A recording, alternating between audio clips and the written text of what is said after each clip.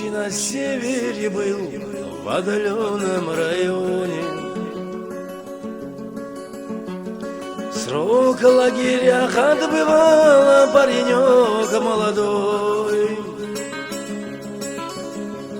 Всюду по зоне звучал его голос чудесный. Все уважали и дали коллегуху седой. Всюду по зоне звучал его голос чудесный. Все уважали и дали коллегуху седой. Как-то приходит седому письмо заказанное.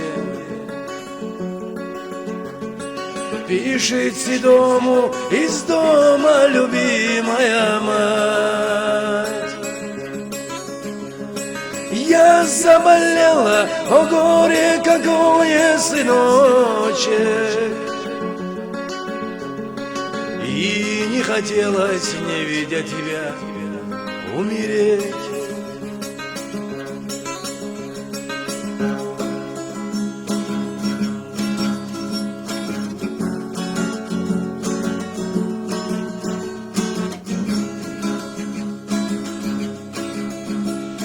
Брови, глаза у седого тотчас потемнели. Все замечали, что голос седого дрожал. А на рассвете, когда все начальство явилось, всем объявили, что ночью седой убежал. А на рассвете, когда все начальство явилось, всем объявили, что ночью седой убежал.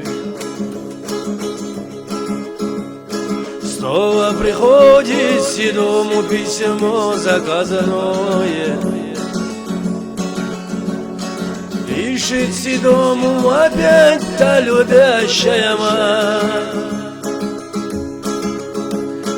я поправляюсь, о счастье какое, сыночек, и дождалась возвращения родного отца. Но никогда из родных не узнает, где и когда похоронен был этот беглец.